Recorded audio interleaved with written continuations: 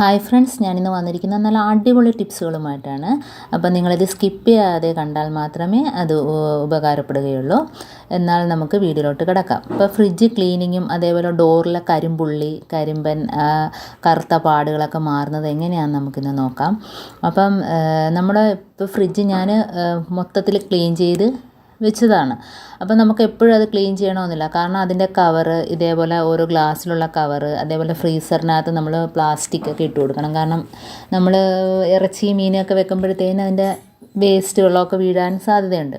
അപ്പോൾ അങ്ങനെയൊക്കെ സൂക്ഷിച്ചാൽ നമുക്ക് എപ്പോഴും അത് ക്ലീൻ ചെയ്യേണ്ട കാര്യമില്ല. അപ്പോൾ ഫ്രിഡ്ജിനകത്ത് സാധനങ്ങൾ കുത്തി നിറച്ച് വയ്ക്കാതിരിക്കുക. അപ്പം ഇങ്ങനെ ഒരുപാട് കാര്യങ്ങൾ നോക്കിയാൽ നമുക്ക് എപ്പോഴും ക്ലീനിങ് ചെയ്യേണ്ട കാര്യമില്ല. ഇപ്പോൾ ഡോറിലെ കരിമ്പുള്ളി മാറ്റാനുള്ള സൊല്യൂഷൻ റെഡിയൊക്കെയാണ്. അപ്പോൾ ഇങ്ങനെ ചെയ്താൽ പെട്ടെന്ന് തന്നെ നമുക്ക് അതിൻ്റെ കരിമ്പുള്ളിയൊക്കെ മാറ്റിയെടുക്കാൻ പറ്റും. അപ്പോൾ ആദ്യം ഞാൻ കുറച്ച് വിനാഗിരി ഒഴിച്ചു. പിന്നെ നമുക്ക് ഡിഷ് വാഷാണ്, അത് കുറച്ച് ഒഴിച്ചു. പിന്നെ നമുക്ക് കോൾഗേറ്റാണ് ഞാനിടുന്നത്. അത് ഏത് കളറാണേലും കുഴപ്പമില്ല.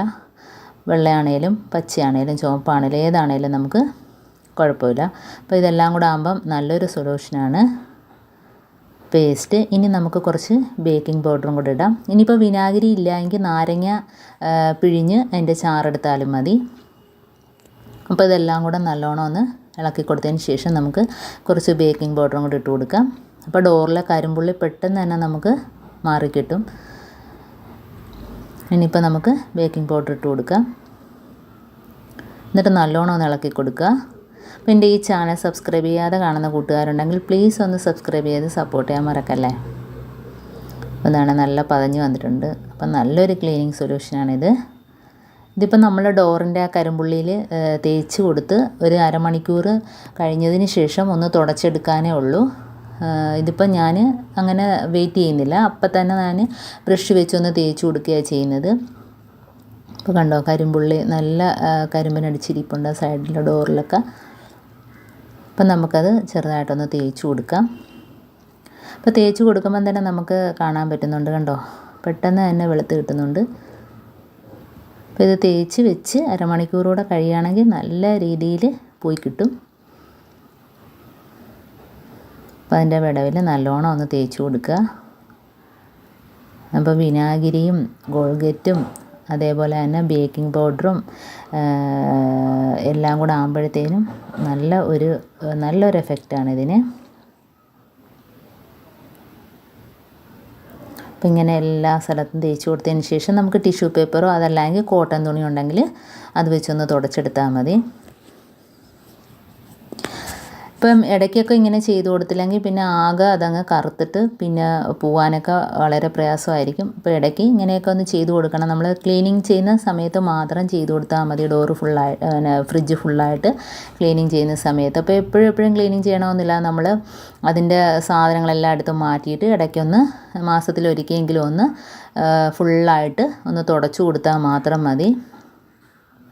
അപ്പോൾ അതാണ്ട് ടിഷ്യൂ പേപ്പർ വെച്ച് തുടച്ചെടുക്കുമ്പം തന്നെ നല്ല ക്ലീനായിട്ട് കിട്ടുന്നുണ്ട്, കണ്ടോ. അപ്പോൾ അതിൻ്റെ ആ വിടവൊക്കെ നോക്കേ. പോവാത്ത ഭാഗത്ത് കുറച്ചുകൂടെ അത് തേച്ച് കൊടുത്തിട്ടൊന്ന് തുടച്ചെടുത്താൽ മതി. കണ്ടോ, നല്ല രീതിയിൽ അതിൻ്റെ കരിമ്പനെല്ലാം പോയി കിട്ടിയിട്ടുണ്ട്. അപ്പോൾ ഇത് നല്ലൊരു സൊല്യൂഷനാണ്. അപ്പോൾ ഇങ്ങനെ നിങ്ങളൊന്ന് ചെയ്ത് നോക്കുക.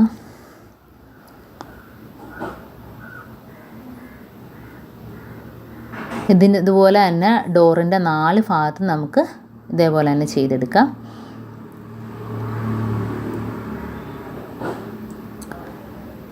അപ്പോൾ കരിമ്പുള്ളി എല്ലാം പോയി കിട്ടിയിട്ടുണ്ട്, ഉണ്ടോ. ഇനിയിപ്പം നമുക്ക് നല്ലൊരു ടിഷ്യൂ പേപ്പർ വെച്ച് വെറുതെ ഒന്ന് തുടച്ചാൽ മാത്രം മതി. അപ്പോൾ നമ്മൾ ക്ലീൻ ചെയ്യുന്ന സമയത്ത് ഫുള്ളായിട്ട് ഫ്രിഡ്ജ് ക്ലീൻ ചെയ്യുന്ന സമയത്ത് ഇതൊന്ന് ചെയ്താൽ മതി. എപ്പോഴും ചെയ്യേണ്ട കാര്യമൊന്നുമില്ല. അപ്പം പിന്നെ നമ്മൾ അത് സൂക്ഷിക്കേണ്ട കണക്ക് അതിനകത്ത് പറഞ്ഞ കണക്ക് ഫ്രീസറിനകത്ത് നമ്മൾ ഇറച്ചി മീനൊക്കെ വെക്കുന്ന സ്ഥലത്ത് നമ്മളൊരു അരിയൊക്കെ മേടിക്കുന്നതിൻ്റെ പ്ലാസ്റ്റിക് കവറുണ്ടല്ലോ, അതൊന്ന് വെട്ടി ഇട്ട് കൊടുക്കുക. അതേപോലെ തന്നെ നമ്മൾ ഗ്ലാസ്സിനകത്ത് അതിൻ്റെ ഷീറ്റ് ഇട്ട് കൊടുക്കുക. അപ്പോൾ ഷീറ്റൊന്ന് മാറ്റി ഇടയ്ക്കൊന്ന് കഴുകി വൃത്തിയാക്കിയാൽ മാത്രം മതി. അപ്പോൾ ഇങ്ങനെയൊക്കെ ചെയ്യുമ്പോഴത്തേനും നമുക്ക് ഫ്രിഡ്ജ് എപ്പോഴും ക്ലീൻ ചെയ്യേണ്ട കാര്യമില്ല. അതേപോലെ നമ്മുടെ ഫുഡ് കളറ് അങ്ങനെയൊക്കെയുള്ള സാധനങ്ങൾ അതിനകത്ത് വീണാൽ കളറാകും ആ വെള്ള ഭാഗത്ത്. പിന്നെ ഭയങ്കര ജോലിയായിരിക്കും. നമ്മൾ എടുത്തിട്ട് പെട്ടെന്ന് കൊണ്ടങ്ങ് ഡോറിൻ്റെ സൈഡിൽ കൊണ്ടങ്ങ് വെച്ചിട്ട് പോവുക ചെയ്യുന്നത്. പക്ഷേ ഇതേപോലെ നമ്മൾ കളയുന്ന ഐസ്ക്രീം പാട്ടയിൽ ഇത് ഫുള്ളാക്കി വെച്ചിട്ട് ആ ഡോറിൻ്റെ സൈഡിൽ വെച്ച് കൊടുത്താൽ നമുക്ക് ആ ഭാഗത്തൊന്നും എവിടെയും ആകാതെ തന്നെ നമുക്ക് പെട്ടെന്ന് എടുക്കുകയും ചെയ്യാം. അതേപോലെ തന്നെ കൊണ്ട് വെച്ച് കൊടുക്കുകയും ചെയ്യാം. അതേപോലെ തന്നെ ടൂട്ടി ഫ്രൂട്ടി ഇങ്ങനെയൊക്കെയുള്ള സാധനങ്ങൾ നമ്മൾ ഓരോ ടിന്നിനകത്താക്കി ഡോറിൻ്റെ സൈഡിൽ വെച്ച് കൊടുക്കാം. അപ്പോൾ ഇങ്ങനെയൊക്കെ സൂക്ഷിച്ചാൽ നമുക്ക് എപ്പോഴും ക്ലീൻ ചെയ്യേണ്ട കാര്യമില്ല. കണ്ടോ? അപ്പോൾ ഇതേപോലെ ഓരോ സാധനവും നമുക്ക് ആ ടിന്നിനകത്തോട്ടാക്കി വെച്ച് കൊടുത്താൽ മതി.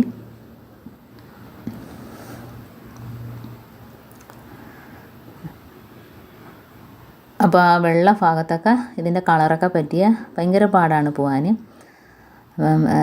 ഇതേപോലെയൊക്കെ ചെയ്ത് നോക്കിയാൽ നമുക്ക് ഒരു കുഴപ്പമില്ലാതെ ഫ്രിഡ്ജ് എപ്പോഴും നല്ല ക്ലീനായിട്ട് തന്നെ ഇരിക്കുകയും ചെയ്യും. അപ്പോൾ സാധനങ്ങൾ ഇതേപോലെ തുറന്ന് വെക്കരുത്, അടച്ച് മാത്രമേ വെക്കാവുള്ളൂ. അപ്പോൾ ഞാനത് വെച്ച് കാണിച്ചതാണ്. അപ്പോൾ ഇതേപോലെ ഇനിയിപ്പോൾ ഫ്രീസറിനകത്ത് ഞാൻ അതിൻ്റെ പ്ലാസ്റ്റിക് കവറ് ഒന്ന് തുടച്ചിട്ട് ഇട്ട് കൊടുക്കാം. ഉണ്ടോ? ഇതിപ്പം നല്ല ക്ലീനായിട്ട് തന്നെ ഇരിക്കുകയാണ്. കാരണം നമ്മൾ എപ്പോഴും വൃത്തിയായിട്ട് സൂക്ഷിക്കുന്നതുകൊണ്ട് അതേപോലെ തന്നെ ഇരുന്നോളൂ. ഇതേപോലെ പ്ലാസ്റ്റിക് ഇട്ട് കൊടുക്കുക. അപ്പോൾ അതേപോലെ അതിൻ്റെ മുകളിലും ഇതേപോലെ ഇതൊക്കെ ഇടയ്ക്കൊന്ന് മാറ്റി കൊടുത്താൽ മാത്രം മതി.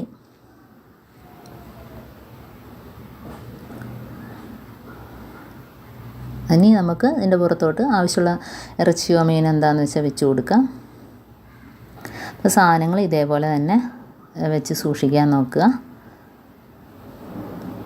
പിന്നെ നമുക്ക് സൈഡ് ഈ ഡോറിൽ മുട്ട വെച്ച് കൊടുക്കാം. അപ്പോൾ ഇനിയിപ്പം ഇവിടെ ഇതേപോലെ ഈ തട്ടിനകത്ത് ഇതേപോലെ കട്ടിയുള്ള പേപ്പറോ പ്ലാസ്റ്റിക്കിൻ്റെ ഒരു കഷ്ണം ഇട്ട് കൊടുത്തിട്ട് നമുക്ക് എന്ത് സാധനം വേണേലും വെച്ച് കൊടുക്കുക. അപ്പോൾ അവിടെയെങ്ങും ആ ഇടയിലൊന്നും ആവത്തുമില്ല, നമുക്ക് ക്ലീനായിട്ട് തന്നെ ഇരിക്കുകയും ചെയ്യും. ഇപ്പം ഞാൻ നമ്മുടെ കയ്യിൽ വാടിയ നാരങ്ങ ഉണ്ട്. അപ്പം നമ്മൾ ഡോറ് തുറക്കുമ്പോഴൊക്കെ ബാഡ് സ്മെല്ലൊക്കെ മാറാൻ വേണ്ടി ഞാൻ നാരങ്ങ വെച്ച് കൊടുക്കുകയാണേ. അപ്പോൾ അതേപോലെ തന്നെ ബേക്കിംഗ് പൗഡർ ഉണ്ടെങ്കിൽ ഒരു കൊച്ചു തട്ടിനകത്താക്കി അതകത്ത് വെച്ച് കൊടുക്കാം. അപ്പോൾ എൻ്റെ ഈ ടിപ്സുകളെല്ലാം നിങ്ങൾക്ക് ഇഷ്ടമായെന്ന് വിചാരിക്കുന്നു. അപ്പോൾ എൻ്റെ ഈ ടിപ്സ് നിങ്ങൾക്ക് ഉപകാരപ്പെട്ടു എന്ന് കാണുകയാണെങ്കിൽ ഒന്ന് ലൈക്ക് ചെയ്യാനും കമൻറ്റ് ചെയ്യാനും സബ്സ്ക്രൈബ് ചെയ്യാനും മറക്കരുത്. കൂട്ടത്തിൽ ബെല്ലൈക്കൺ ഒന്ന് ക്ലിക്ക് ചെയ്യാനും മറക്കരുത്. എന്നാൽ മാത്രമേ ഞാനിടുന്ന ഓരോ വീഡിയോസും നിങ്ങളുടെ മുമ്പിൽ നോട്ടിഫിക്കേഷനായി എത്തുകയുള്ളൂ. അപ്പം വീണ്ടും നല്ല ടിപ്സുകളുമായിട്ട് വീണ്ടും കാണാം. Thanks for watching.